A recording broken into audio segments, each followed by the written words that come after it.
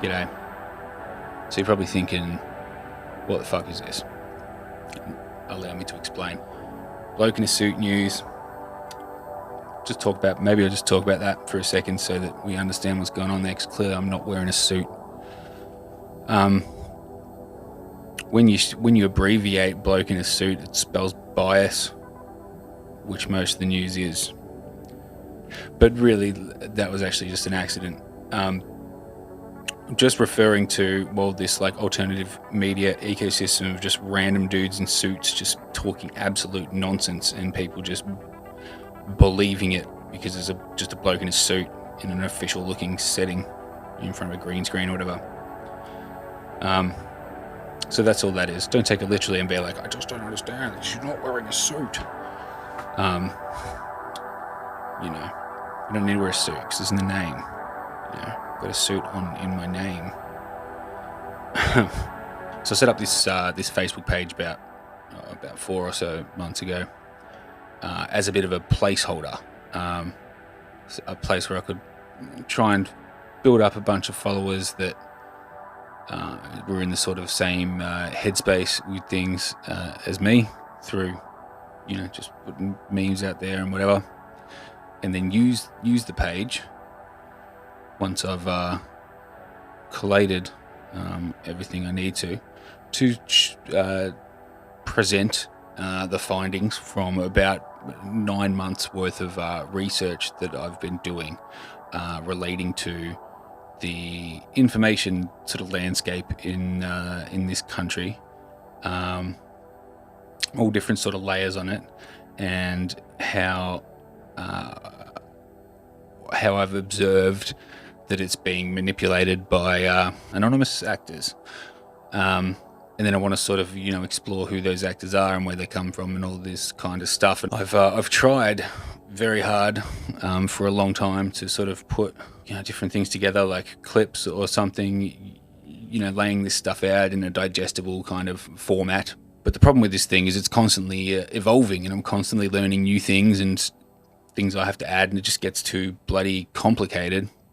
And it's not sort of something I can just sit here and talk about like this, because there's many layers to this, and you can explain the surface layer, but then for that to mean anything, you have to explain why and then why. That it just gets complicated, right? And it's not something that you can really do like that. So I'm kind of biting the bullet, and I'm just saying, fuck it. I'm just going to turn this camera on and see what I can do. So I'm going to try and do this, semi-regularly, every sort of like week or two, and talk about this stuff. And initially, it's going to be me just laying out a bunch of information, just trying to sort of inform, people on the different aspects of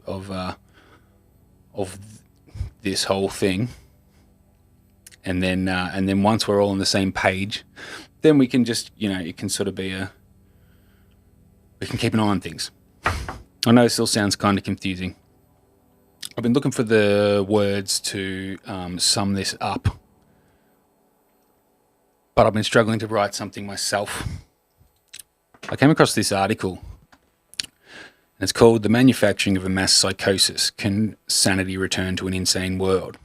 It's a video, but they transcribed it on here, so I thought I'll read it out, because it's sort of... you'll understand where I'm coming from once you read this. Now, a bit of a disclaimer first, though. I don't know that the person who wrote this meant it in the way that I do. So if it sounds like I'm, one of the Trump people, easiest way to describe him, then just, bear with me. So... I pre-recorded some loops to play around with whilst I read this for dramatic effect. So we start off with a quote from a man named Gustave Le Bon, and from his book, The Crowd, A Study of the Popular Mind. Quote, "The masses have never thirsted after truth. They turn aside from evidence that is not to their taste, preferring to deify error if error seduce them. Whoever can supply them with illusions is easily their master. Whoever attempts to destroy their illusions is always their victim." End quote.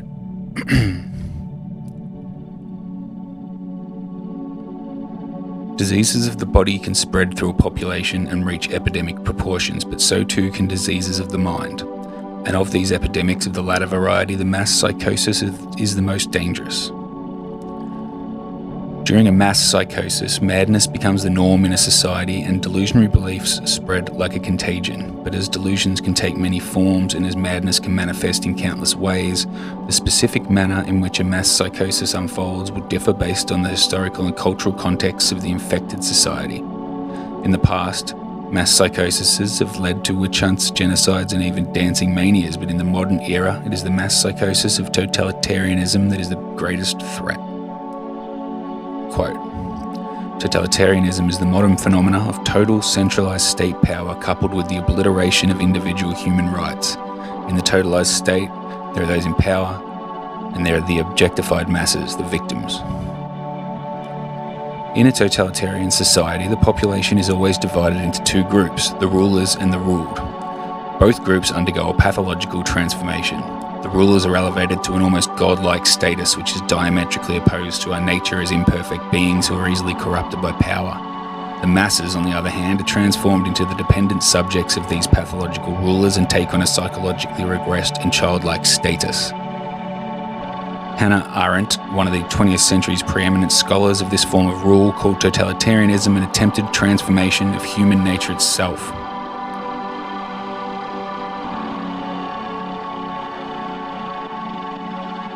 This attempted transformation only turns sound minds into sick minds, as for the Dutch medical doctor who studied the mental effects of living under totalitarianism wrote, quote, "There is in fact much that is comparable between the strange reactions of the citizens of totalitarianism and their culture as a whole on one hand and the reactions of the sick schizophrenic on the other." End quote. The social transformation that unfolds under totalitarianism is built upon and sustained by delusions. For only deluded men and women regress to the childlike status of obedient and submissive subjects and hand over complete control of their lives to politicians and bureaucrats. Only a deluded ruling class will believe that they possess the knowledge, wisdom and acumen to completely control society in a top-down manner. And only when under the spell of delusion would anyone believe that a society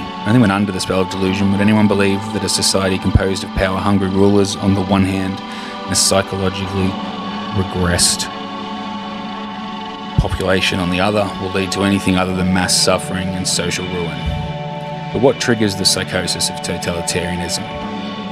As was explored in the previous video of the series, the mass psychosis of totalitarianism begins in a society's ruling class.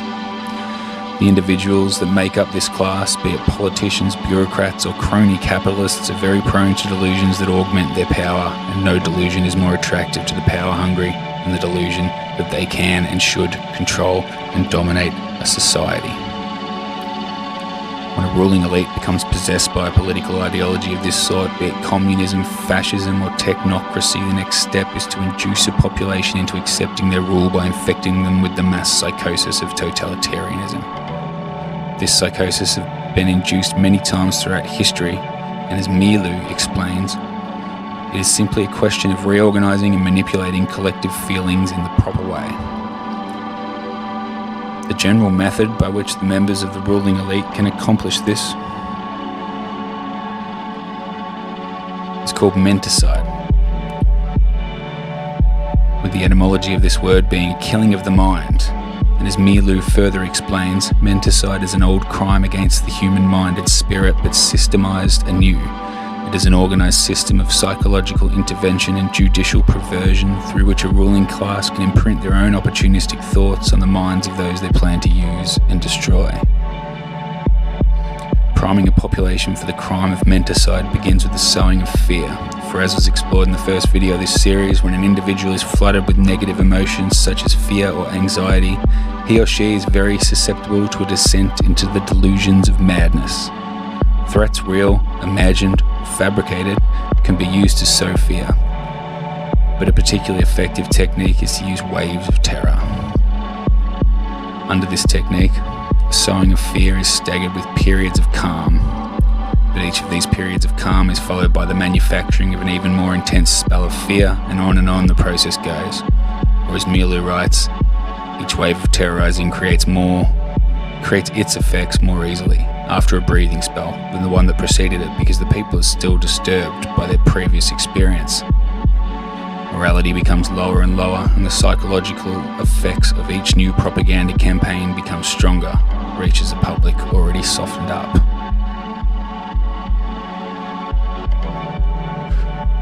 While fear primes a population for menticide, the use of propaganda to spread misinformation and to promote confusion with respect to the source of the threats and the nature of the crisis helps to break down the minds of the masses. Government officials and their lackeys in the media can use contradictory reports, nonsensical information, and even blatant lies, as the more they confuse, the less capable will a population be to cope with the crisis and diminish their fear in a rational and adaptive manner. Confusion, in other words, heightens the susceptibility of a descent into the delusions of totalitarianism. Or as Milu explains, logic can be met with logic, while illogic cannot. It confuses those who think straight. The big lie and monotonously repeated nonsense have more emotional appeal than logic and reason. While the people are still searching for a reasonable counter-argument to the first lie, the totalitarians can assault them with another.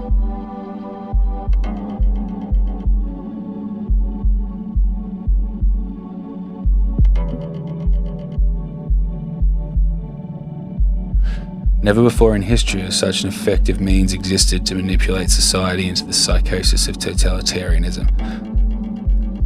Smartphones and social media, television and the internet, all in conjunction with algorithms that quickly censor the flow of unwanted information, allow those in power to easily assault the minds of the masses. What is more, the addictive nature of these technologies means that many people voluntarily subject themselves to the ruling elite's propaganda with a remarkable frequency.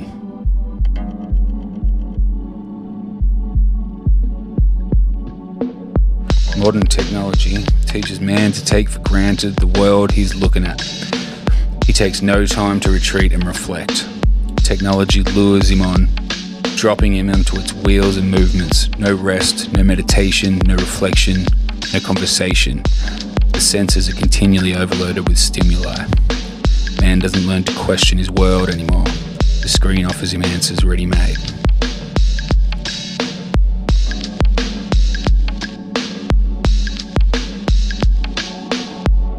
But there is a further step that would-be totalitarian rulers can take to increase the chance of a totalitarian psychosis, and this is to isolate the victims and disrupt normal social interactions. When alone and lacking normal interactions with friends, family and co-workers, an individual becomes far more susceptible to delusions for several reasons.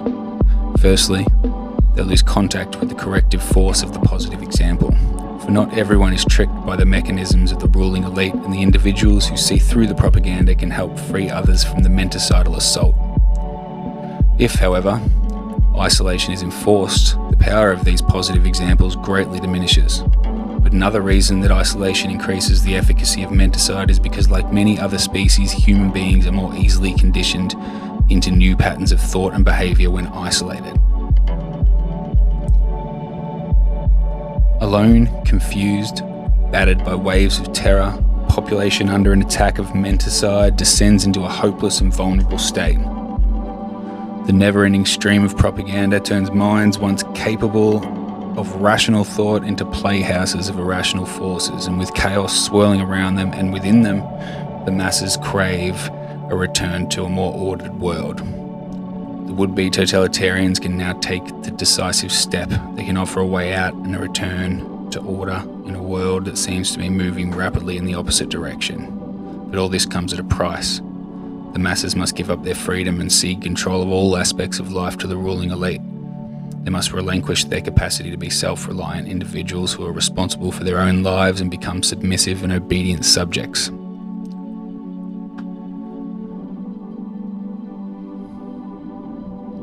The masses, in other words, must descend into the delusions of the totalitarian psychosis.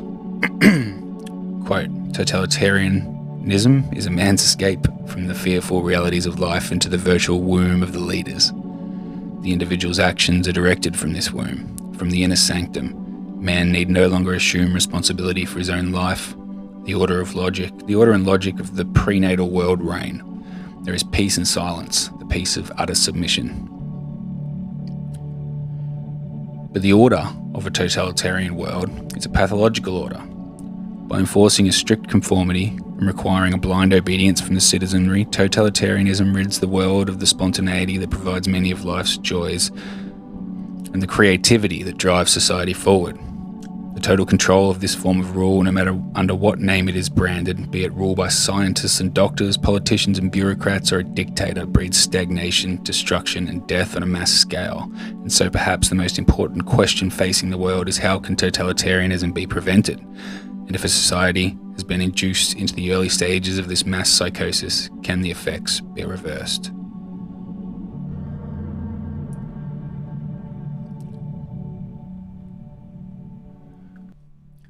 But it certainly rings true to what's happening right now.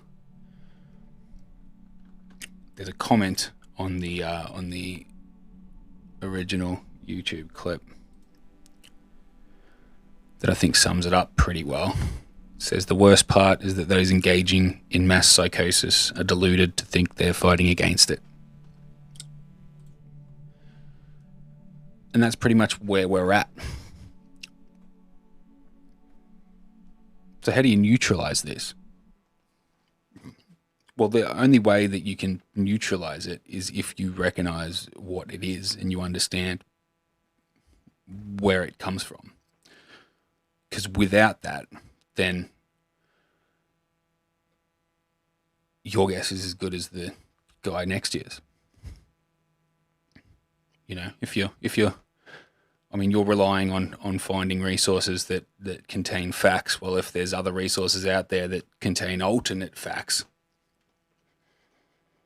without the understanding of where things come from and what it is, then you just lost. You just going off feeling like I was for so long. You know, I know this is wrong. You're just hitting me with so many things that I don't even know how to process it or come back to any of it. So, like I said, there's multiple fronts in this whole thing. You've got the online space, the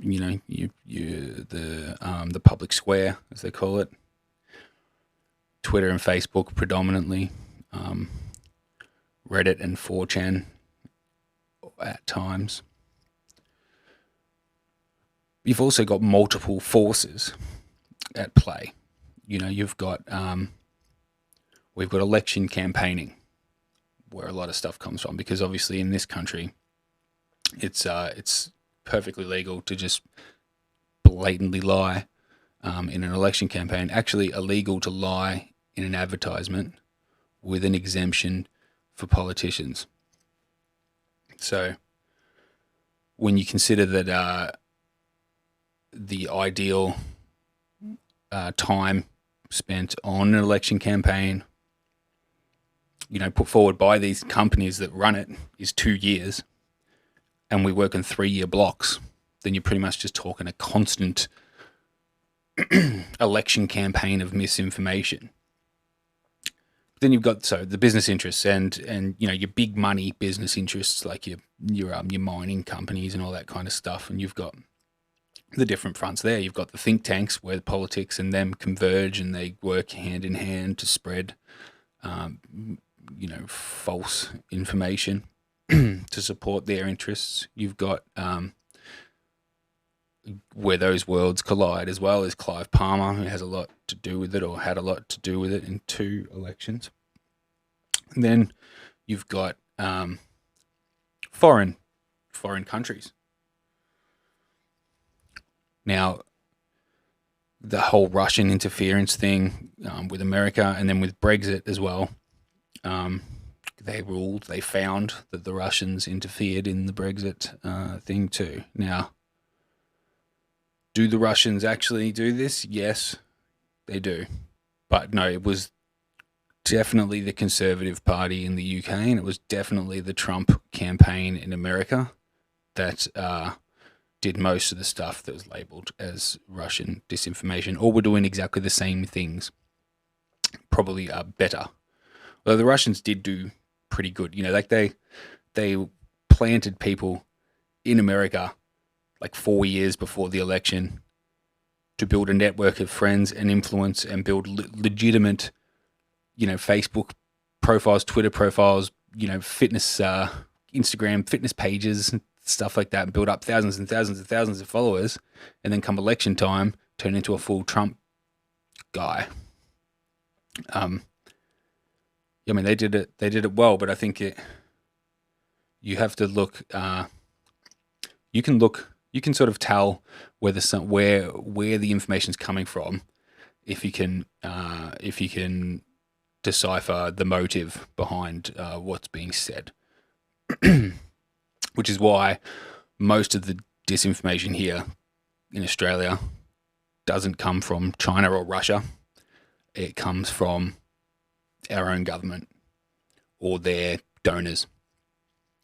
And you can tell because it's all just leading you to vote Liberal. Why would the Chinese or the Russians want to convince everyone to vote Liberal? They wouldn't. I do know that the whole 5G thing, coronavirus, was caused by 5G. Remember that whole hysteria? People were like burning down 5G towers before they had a chance to turn them on. I mean, I would say that was, it could have been the Chinese, because obviously the countries that mostly was pushed in had just cancelled their deals with Huawei to do the 5G system. So that would make sense for that being a Chinese thing, because obviously, they want to ruin the other companies' 5G infrastructure. That makes sense. Anti-lockdown stuff, not so much, because as I'll show you sometime over the next few episodes, or once we've sort of got across some stuff, that it's very much not, definitely not coming from China. But yeah, so there's a few layers to this. So there's the online stuff, and then you've got the alternate that sort of works hand in hand with this sort of alternative media landscape that's popped up over the last 4 or 5 years. And you probably, even if you're not a conservative or follow any sort of like conservative themed things, pages or people or whatever, you probably know a few of the American ones. So, and this was sort of something that was bubbling up, pretty much just like Breitbart News through like 2013, 2014, 2015, when they got Milo Yiannopoulos in, and he was sort of all like the flavor of the week for a bit until he started voicing his support for pedophiles in a weird choice of cause to hang your hat on. But it sort of started with that, and coming out of like 4chan, all those Pepe the Frog memes and all this kind of stuff, sort of sparked off this rise of the alt-right, which culminated in the rise of the alternate right-wing media. So people like Ben Shapiro, people like Candace Owens, all these kind of people that popped up around like 2015, 2016, and were mad Trump fans, and this whole sort of like conservative information landscape, alternate media landscape sort of popped up. And the same thing happened here, though on a bit of a delay. There was a bit of it, but around 2018, 2019, and then into 2020, the ecosystem sort of cemented itself, and there's a whole parallel reality going on of like, you've got like Not Q&A, and you've got the People's Project, and all these sort of like takeoffs of the liberal media, but without the liberal fake news that apparently is a thing, right? And you wouldn't even realize this ecosystem exists unless you were in the echo chamber. So it's just kind of this reality that's popped up, next to us, and that feeds the Facebook, and then cementing that stuff is the traditional media landscape.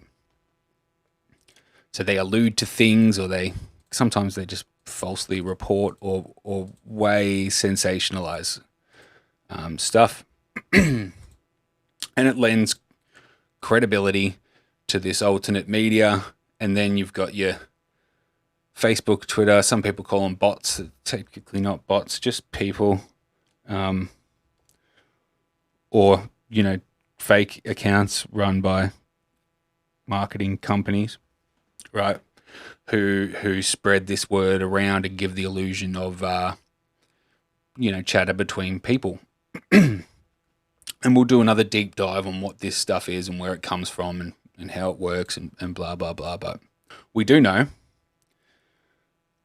that the Liberal Party themselves use fake Facebook accounts to do that same thing. And this is not really a secret, and each time it sort of comes out, everyone just acts like it's a one-off thing, and he's a rogue politician. He sort of gets a slap on the wrist, and then 6 months later, another one comes out doing a similar thing. I think it's safe to presume at this point that every politician in the Liberal Party has a whole bunch of fake accounts that they use to fake support. All right, this is from The Verge. Facebook loophole is allowing politicians around the world to fake support and criticize opponents. Autocrats and corrupt regimes are creating networks of fake activity. Governments and politicians around the world are using a loophole in how Facebook policies polices inauthentic activity to fake popular support and harass opponents. An investigation from The Guardian based on internal documents and the testimony of a former Facebook data scientist, Sophie Zhang, shows how the company selectively chooses to take action on this activity. Facebook moves swiftly to deal with coordinated campaigns to sway politics in wealthy countries like the US, South Korea, Taiwan, while it depoliticizes or simply ignores reports of similar activity in poorer nations like Afghanistan, Iraq, Mexico, and much of Latin America. There's a lot of harm being done on Facebook that is not being responded to because it is not considered enough of a PR risk to Facebook, Zhang told The Guardian. The cost isn't borne by Facebook, it's borne by the broader world as a whole. The loophole concerns the use of pages to create fake supporters used by governments to appear popular and criticize opponents. Although Facebook bans people from operating more than one account, any individual can create multiple pages with similar results. Pages are usually used to represent businesses, charities, not-profits, and other organizations, but can easily be changed to look like an individual account. And this is just an example of it happening in another country.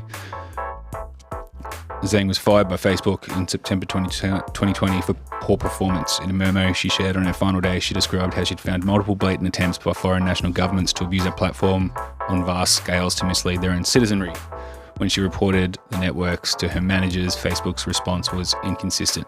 The company was slow in responding to some reports, took nearly a year to remove the Honduras network and 14 months to take down the Azerbaijan campaign, and ignored others that she found. And I'll put this picture, we got the, Angus Taylor's famous reply to himself for getting to switch accounts, giving himself a pat on the back.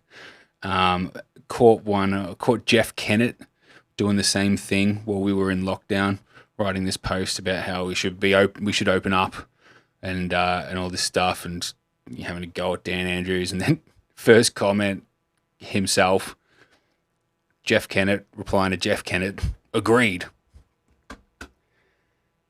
If I can find it, I'll slap it up here in post production. But this happens. It's kind of recent, but it's not. It's not that recent. It's been a few years now. I think looking at it on face value, just from what's reported in the media, I think it goes back to 2013, right? And the election between Kevin Rudd and Tony Abbott. There was this incident in the lead up to the election that year, right, where Tony Abbott, so Kevin Rudd had over 1 million Twitter followers. Tony Abbott was sitting on 120,000. And then people started to notice over the course of a couple of days, his followers got up to about 210,000. So gained about 90,000 followers very quickly.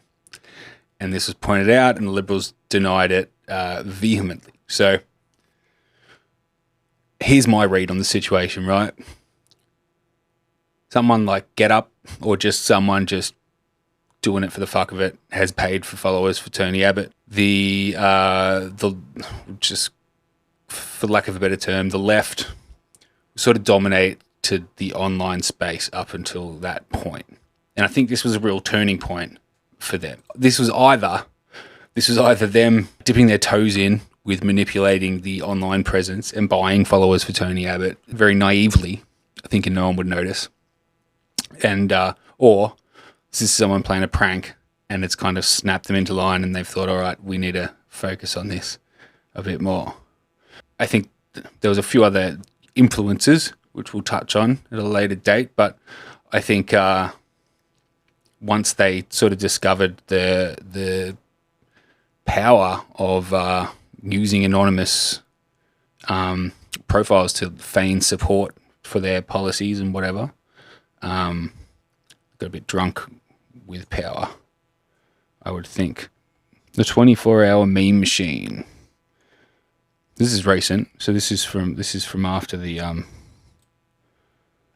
2020 election. So the 24-hour meme machine, what the US election can teach Australia about digital campaigning. Labor and the coalition will need to find ways to stop conspiracy theories and fake news bleeding into audiences critical to election success. Digital experts are warning that the next federal election will push online campaigning to a much darker place, where communities will be deliberately divided as alternative facts become the stock in trade of political warriors. The major parties in Australia are studying the US 2020 presidential campaign as part of their preparations. If the US campaign is anything to go by, the battle to persuade voters will be largely fought in the digital worlds that people increasingly inhabit.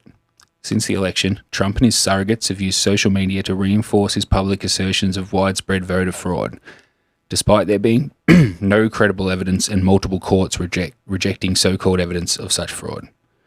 Their efforts have had a profound impact. A Fox News poll released in mid-December found that 77% of those who cast ballots for Trump thought the election had been stolen from him.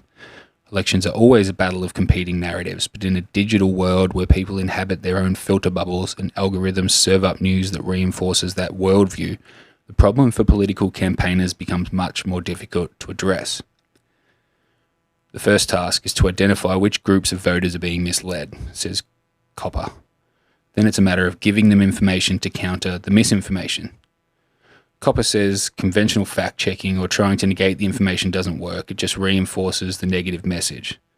The Biden campaign adopted a strategy of using paid digital advertising and bought real estate directly in the feeds of groups they believe that were being targeted with misinformation, either by the White House directly or by sympathetic third parties, he said. Of course, US campaigns have billions of dollars at their disposal to buy advertising on social media platforms, and Australian political parties have much less to spend. Australia also has no laws that require truth in political advertising, so campaigns such as the one on Labor's death taxes in 2019 can be hard to derail. However, Copper says that the wake of the US experience, the social media platforms are now hypersensitive to the proliferation of fake accounts that can be used to jumpstart trending hashtags into wherever, and to whether they are becoming the purveyors of fake news. The first step is to get them to act. Political parties will need to have teams to monitor what's happening. It may not be possible to persuade some people who are deep in their filter bubbles, but the parties will need to be vigilant to stop conspiracy theories and fake news bleeding into audiences critical to electoral success. Taking into consideration that the ideal time to run an election campaign is 2 years, we have an election coming up at the absolute latest in 12 months. This here is already well underway. And I'm not just talking, let's just touch on that quickly for a second. So, I mean, anyone in Melbourne will have noticed the prominence of conspiracy theories during the lockdowns last year with all those protests and everything. Have you wondered why it just seemed to be a conglomeration of conspiracy theorists? Because I really wondered why. Because I came of voting age. My first election was the 2007 election between Howard and Rudd, right? Now, I voted for Rudd because I was, we've just come off the back of we're in Iraq at that point, Afghanistan. There's all the bullshit we were lied to about the weapons of mass destruction, and everyone was just over the propaganda and the lies from the Liberals, and me very much so as well. And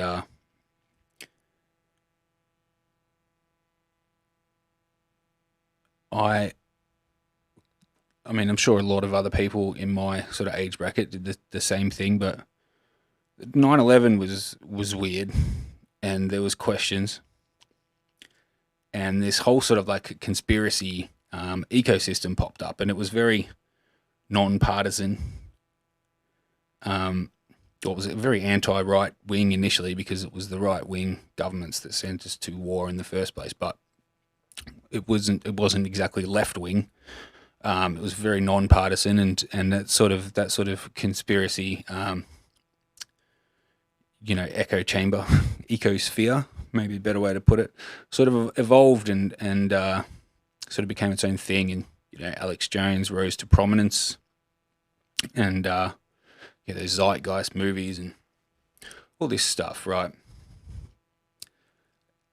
Over time after that, the conspiracy movement was sort of turned into this non-partisan thing. It was like left, right, they're all the same. That was very much the sentiment. It's like, it doesn't matter. They're both the same thing at the end of the day. It's still, you might get rid of the party, but the whole bureaucracy is always there and always ticking away. So somewhere along the line, the whole conspiracy world turned from this non-partisan or non-specific, non-political, just anti-political thing to just all of a sudden being anti-left-wing. And, demonizing. The thing that always got me about it is that, I mean, especially these last couple of years, or since Trump, is this whole thing with Hillary Clinton and whatever, and then sort of merges some of the usual suspects in there. But then George Soros came into it somehow. Actually, George Soros conspiracy theories were first floated on Fox News. How's that? Before the whole Hungary stuff happened, if anyone's familiar with that. And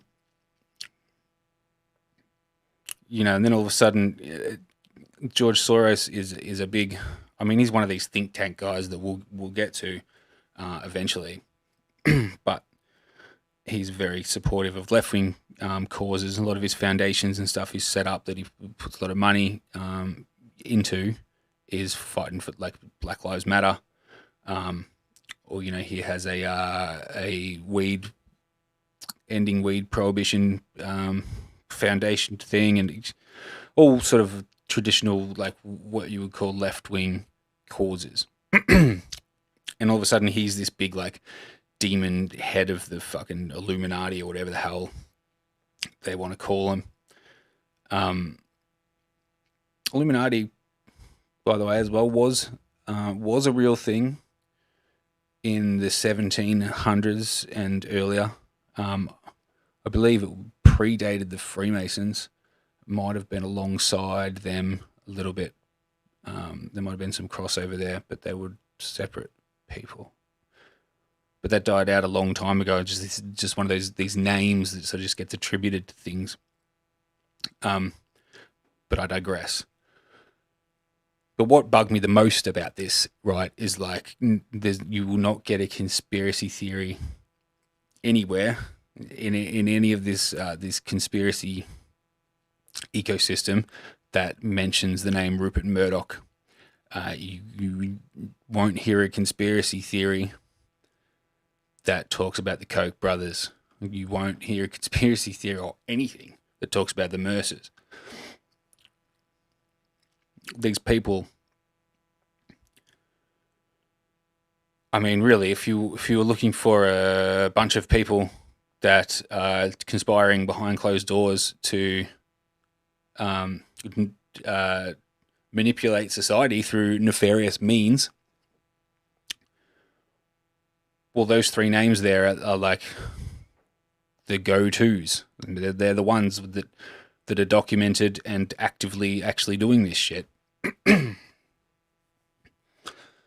But no, so that started to get me. And then when I saw these protests happening while we were in lockdown, and all just these different conspiracy theories converging, I sort of had a bit of a light bulb moment, and I thought, so our elections, right? Every election, I mean, it might look like on paper like Labor gets obliterated, especially in the last like 30 years or whatever. But it's not really like that. Every election is so close, super close, that it's not so much. This is why coal, I think, is such an issue. I mean, take the money, the think tanks, and the propaganda out of it. But I think the reason why coal becomes such a contested issue in elections in places like the Hunter Valley and Queensland and whatever is because these elections are fought on the barest of margins. So while the coal industry might not employ that many people, if you can convince one whole seat or a conglomerate of different mining seats that the other party is going to potentially shut down their industry or do whatever to their jobs, well, that's an election winning argument if you can convince them, because it's just a small segment of the population, but the elections are fought on such bare margins that can shift it and does shift it. Right.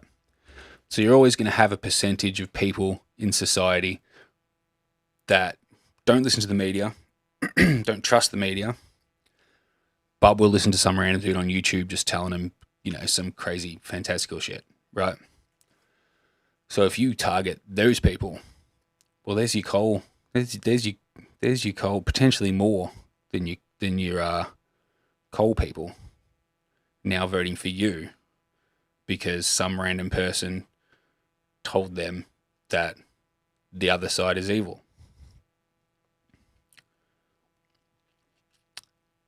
So I wanted to explore that, and I did, and we'll go way deeper on that another time. Back to the fake Facebook accounts. So that was the 2013 election. Now in the 2016 election, they stepped it up with the, creating fake people to create the illusion of fake support. And I guess, I guess you could think of this as like a proto proto Facebook troll, maybe, or maybe not. Let me get this right. Mr. Shorten wants to go to war with my bank. He wants to go to war with our miners. Bill Shorten even wants to go to war with someone like me, who just wants to get ahead through an investment property. Well, I'll tell you what happens when you get a war going on the economy. People like me lose their jobs. So I reckon we should just see it through and stick with the current mob for a while. Authorised T-Nut Liberal Party. So, the fake tradie. Remember the fake tradie? Who turns out wasn't a fake.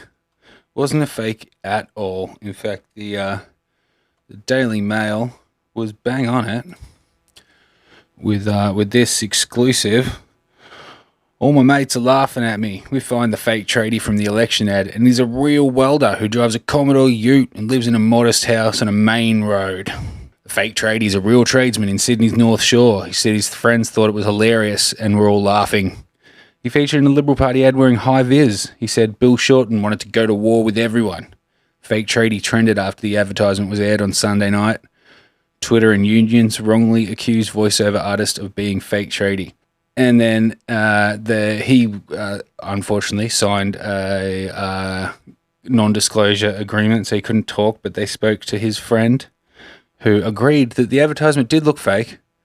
He does something in the voice and they've dressed him up. He doesn't normally dress like that. It looks very fake. It's a TV shoot, it's not a real situation. He said he had no idea whether Mr. McRae owned an investment property, as was mentioned in the advertisement, but said, I doubt it.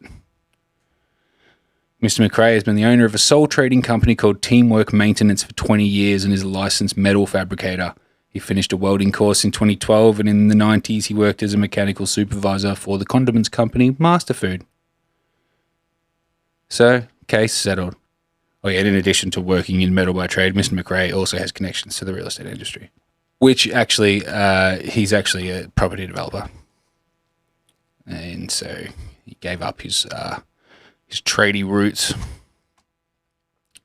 And that there is the perfect example of an early form of what I'm talking about, where the media is working hand in hand with the Liberal Party to lend credence to their bullshit and give it some kind of credibility, even though it is the Daily Mail.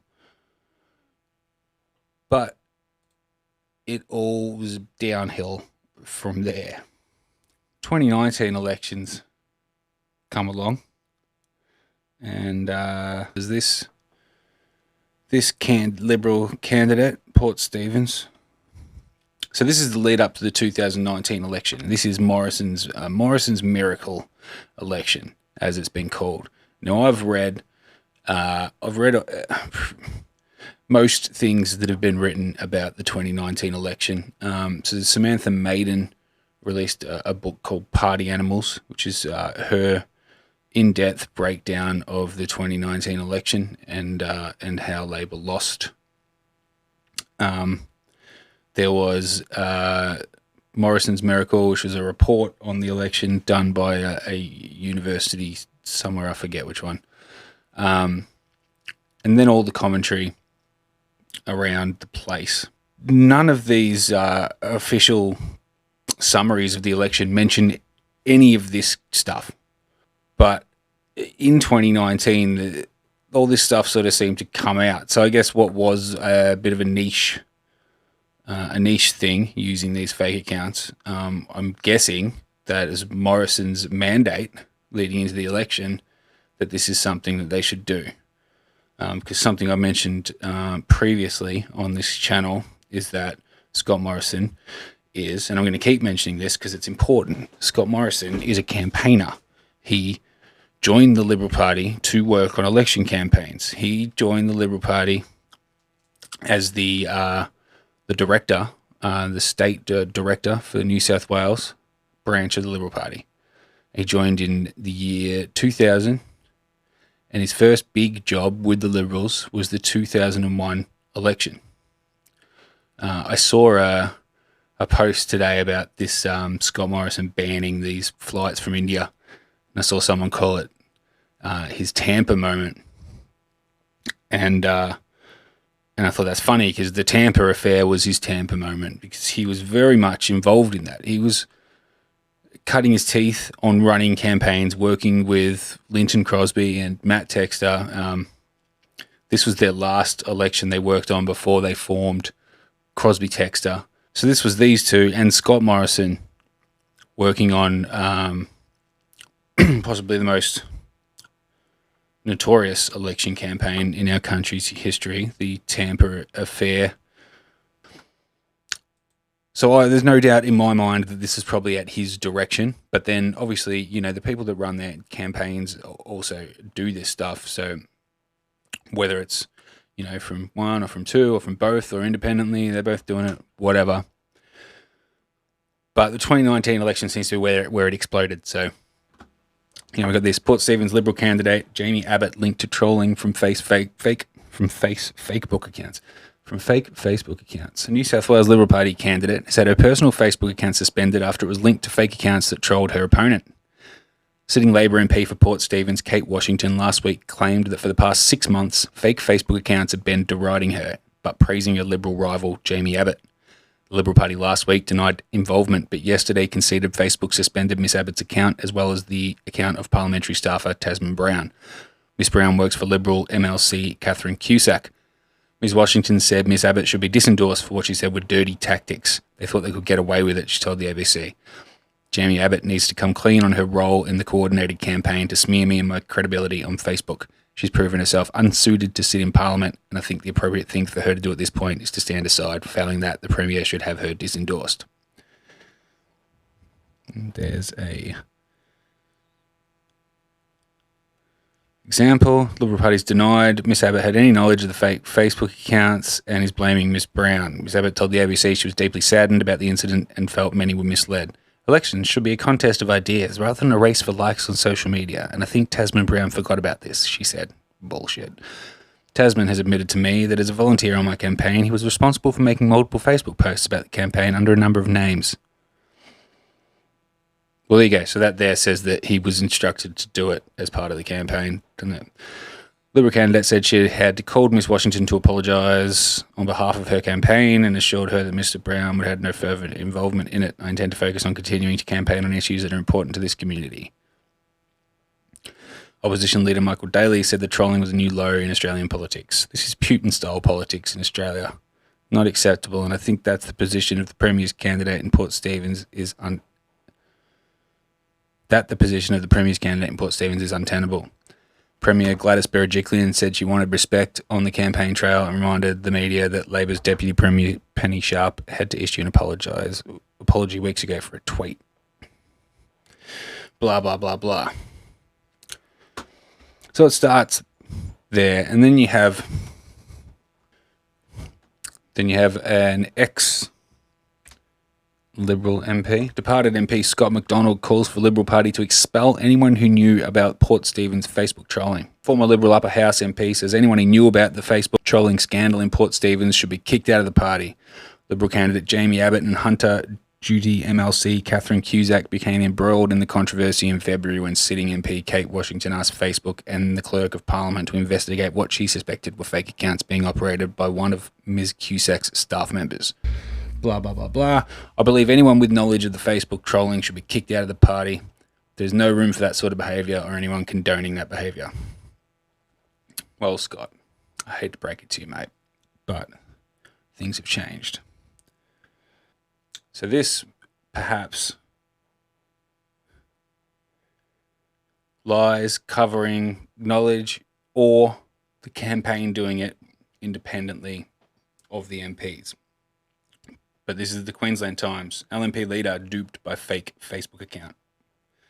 With a federal election just around the corner, be careful what you believe on social media. The lesson was highlighted this week when a Facebook post masquerading as an account connected to the Australian Union movement garnered attention with a misogynistic post aimed at outgoing Cabinet Minister Kelly O'Dwyer. Leader of the Queensland Liberal National Party, Deb Frecklington, then took to Twitter to share a screenshot of the post. I don't care about your politics. This treatment of a female politician is totally unacceptable.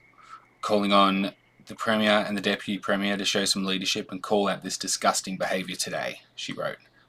Liberal candidate for Port Stephens, Jamie Abbott, also shared it on her Facebook page, writing, I try to be consistently positive with my online presence, but seeing this kind of content really frustrates me. The post from Union News Australia was posted online and left up all day today, she lamented.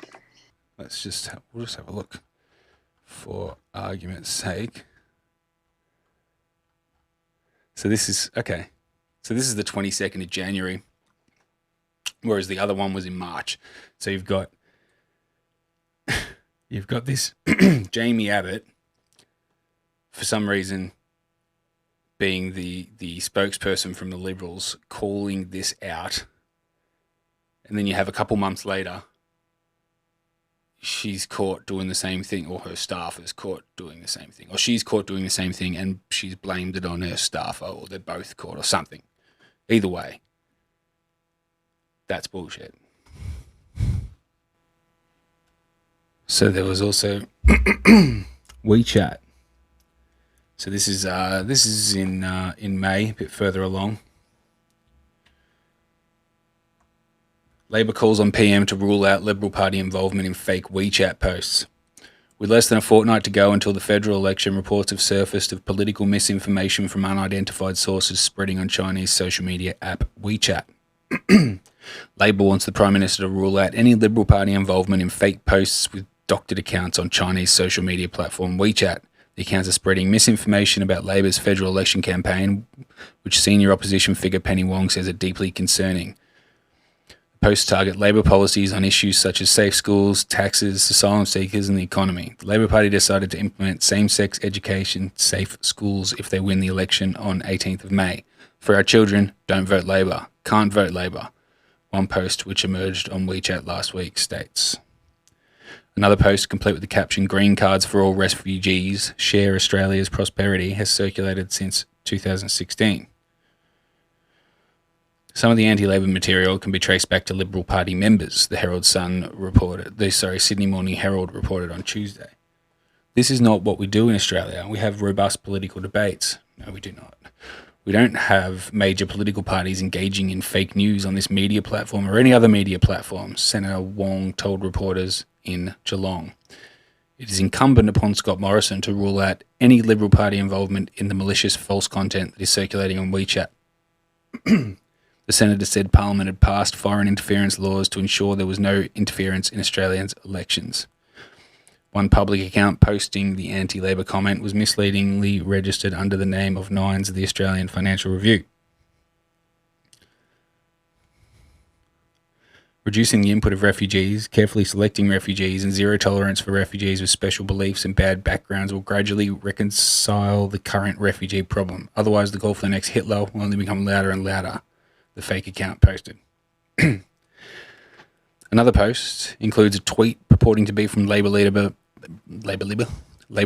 Bill Shorten saying immigration of people from the Middle East is the future Australia needs.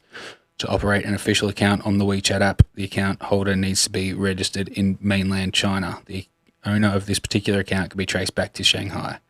Both Mr. Shorten and Scott Morrison have WeChat accounts. The platform has become an important tool for parties seeking to woo electorates with a high number of Chinese Australian voters. Labor has written to WeChat parent company Tencent about this concerns over malicious and misleading content and fake news. But Michael Jensen, a political communication and technology researcher from the University of Canberra, said it's unlikely the party will have much success.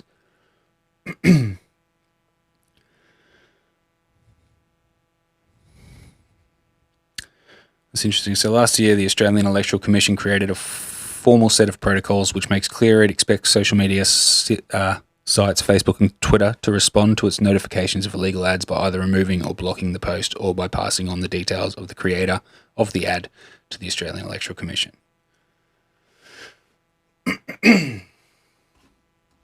Okay.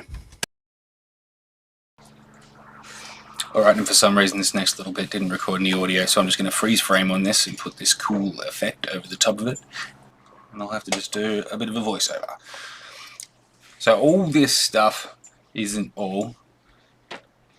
And the other front is probably the one everyone's most familiar with in this context. That is, of course, the culture war. Try that again. So this is from Media Watch, and let's just have a watch and then we'll discuss.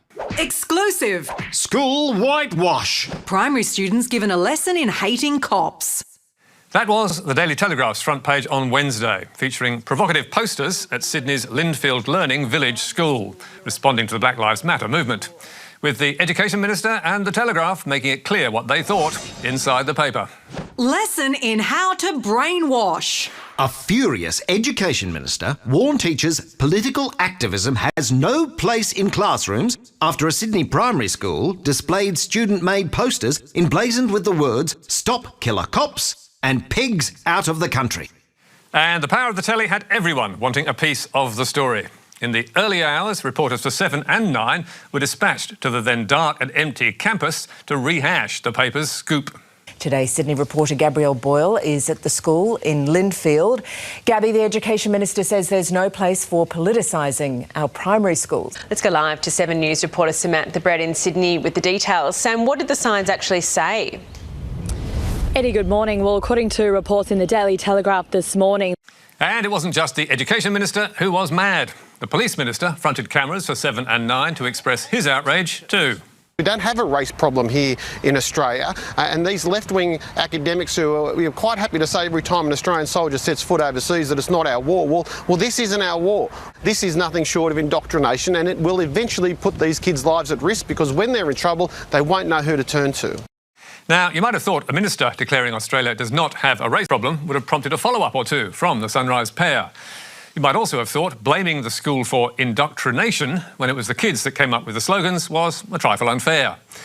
In a letter to parents, Principal Stephanie McConnell apologised to those offended and said the issue should have been handled differently. But she also clarified how the posters came about.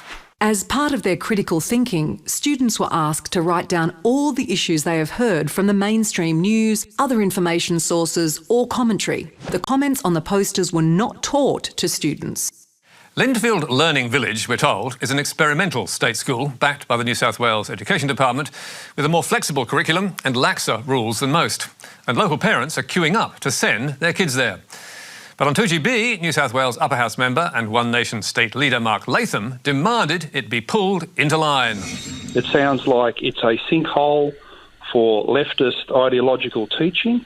I think we've got to do more than sack the teacher. I'd also sack the principal who's lost control of this school, and I would close down the experiment as failed and send it back to being a normal school. Mark Latham has made attacking political correctness, especially in schools, his primary political agenda. His latest aim is to pass new laws banning discussion of gender fluidity in classrooms, which drew protests at hearings in State Parliament last Tuesday. So, the telly story on Wednesday landed at just the right time, almost like Latham had orchestrated it, which he says he did, as you can see from this exchange in the committee hearing after the paper landed. You refer to the Daily Telegraph, the Reader's Digest, I think, of facts. No, I refer to the poster that I gave the Telegraph. So I've seen the poster, OK, pictures of the poster. So it's Mark Latham and the Daily Telegraph, that well-known impeccable factual sources, basis upon impeccable which to make sources, decisions. but it's a serious issue. Impeccable sources indeed. Latham wasn't just quoted in the story, he helped create it by sending the images to the telly, which duly put the story on the front page. And this was not a first. Latham, the former Labor opposition leader turned firebrand commentator turned One Nation politician, works hand in glove with the telly on a regular basis, either feeding them stories or providing the necessary outrage to make them work. Like this one last month. One Nation MP Mark Latham said political voodoo theories, such as white privilege and unconscious bias, were not only confusing children, but destroying the innocence of childhood. Or this one in February about racial training for the Governor-General's staff. New South Wales Upper House MP Mark Latham said unconscious bias did not exist. Or this one about gender classes in childcare 3 days earlier. Mark Latham called the lessons ridiculous and said sexual fluidity was totally inappropriate for kids of such a young age. And a week after that, Latham was fuming about Sydney University's decision to turn its logo shades of rainbow. Latham said the move was another example of a bloated, indulgent, out-of-touch higher education system. And in January, it was all about political correctness in comedy. Latham agreed that social media had become medieval in judging people by how they look, the identity politics of race, gender and sexuality. We looked back through every Telegraph this year, and of the 116 editions of the paper, we found that 25 quoted the state's One Nation leader, or more than 1 in 5. Not bad for a state upper house crossbench politician. And how does his score compare to some others on the crossbench? Well, the two Shooters, Fishers and Farmers Party members have scored 4 telly mentions between them all year. And the two Animal Justice Party members, just 1. The same for Fred Nile from the Christian Democrats and Independent Justin Field. Yup, it is quite a record. No one generates outrage and stories quite like One Nation's Mark Latham. I mean, that's your sort of prime example there. One thing I've noticed, right, since following as much right-wing media as I could, as well as other media, is that the people that are obsessed with cancel culture is the right-wing media. I mean, it's very much a made-up issue.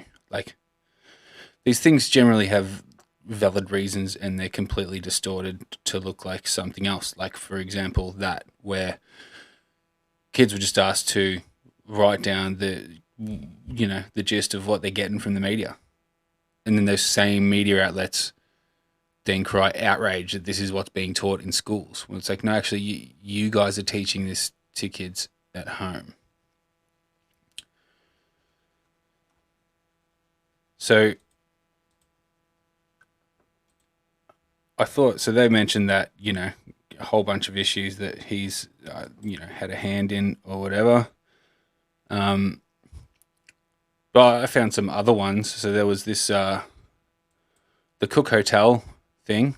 If you cast your mind back to that, where the Cook Hotel, James Cook Hotel was changing the name to the Cook Hotel. And the Daily Telegraph made a big hoo-ha about it. And, about them cancelling James Cook, and it was massive. It was a massive thing. I think it was like close to front page. It's like a headline article for like days in a row, even while this owner of this business is denying it and saying we're not cancelling James Cook, we're just doing a rebrand. It's still called James Cook. It's just that the branding's changing to just Cook or whatever. He just kept coming out and denying it, and then they just kept, Ben Fordham kept doing it, and then Mark Latham jumped on the bandwagon and kept going.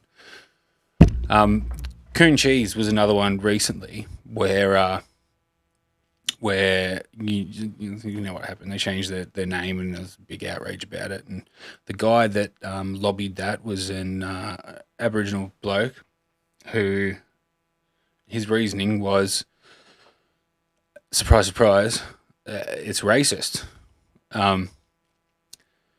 Now, the thing that most people say to refute that, including myself, was like, well, no, but it's the founder of the company's surname. So, it's not racist. It's named after the guy that made Coon Cheese. But it's actually not. It's named after, so the guy, Coon, whatever his name is, he actually invented a process for making cheese. Right, so the claim is that it's named after this guy who invented this process for creating cheese, but this guy, the guy who's claiming it's racist, his argument against it was that Coon Cheese doesn't use that process to make their cheese. They use a different process. So how does that make sense? Which is a fair argument, I think. And they agreed, clearly, so they changed their name. Mark Latham then spread this meme around about how they're cancelling Paul's White Milk. And that just, the fake news spread like wildfire, and that was just made up by Mark Latham. So his tentacles are in heaps of this cancel culture stuff, right? There's another one as well that I've got, actually, a recent one. A man who staged a lone march through the city on Anzac Day has been revealed to be an anti-vaccine COVID lockdown protester. Michael Darby wasn't wearing a mask and was stopped by police, but he's escaped without a fine. A mystery unknown soldier, a lone hero, a war veteran who decided to make a stand and march on Anzac Day without a mask and despite Perth's strict lockdown. And he's just started walking down St George's Terrace. That's how Michael Darby was described by Perth's daily newspaper on its front page. Wrong. Someone looked at a CCTV footage and saw this old fella staggering along wearing a couple of medals and wrongly assumed that those medals were referred to combat. Mr Darby is in fact a long-time political protester and campaigns against COVID restrictions. Resist, rebel, refuse, resist. And so it turns out that this guy's a One Nation staffer, right? So you might be thinking, what does that matter? Like, who cares? Just ignore it and it'll go away. Don't even talk about it. Pretend it's not there. Everyone will come to their senses and realise how bullshit it is or whatever. Well, the problem is this. This has been a day to remember, a day to appreciate who's actually running the joint, because today we learnt that Australia's Prime Minister will stand up against identity politics and cancel culture. Now, you might think, well, it's about time, and I reckon you'd be right. In fact, some of what's come from Scott Morrison's mouth this year has seen him straddling both sides of the fence. But at a time when our culture and history is being redacted, revised and eradicated more than ever, we need every fist in the fight.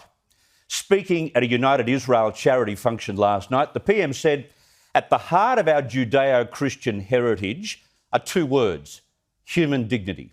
If you see the dignity and worth of another person, you're less likely to disrespect them, insult or show contempt or hatred for them, or seek to cancel them, as is becoming the fashion for some.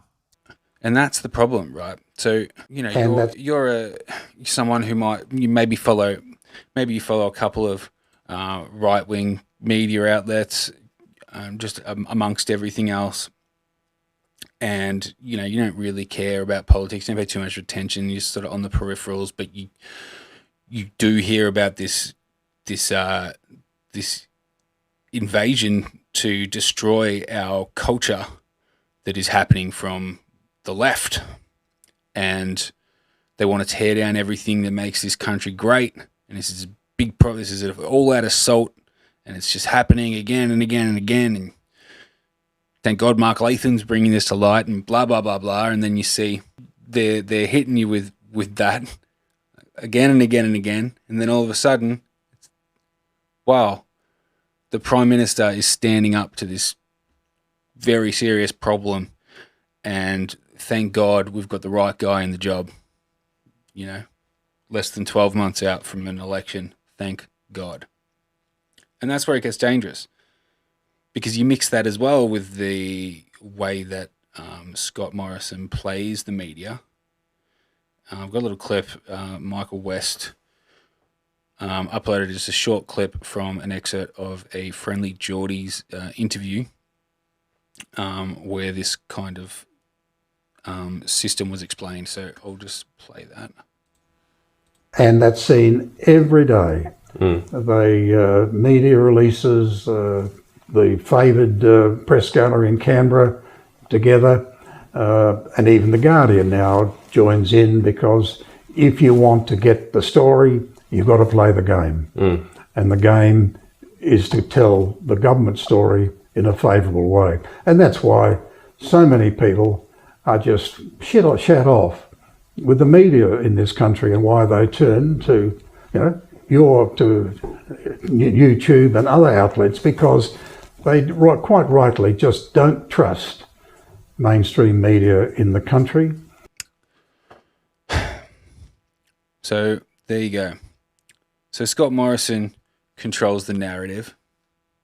He does that by having sort of like exclusive relationships to the political editors at all the big outlets, And he drip feeds them stories so they have the story first. So they rush to print because they know there's a whole bunch of other outlets that have the same story. It means that they don't scrutinize it. They just basically print the government's words.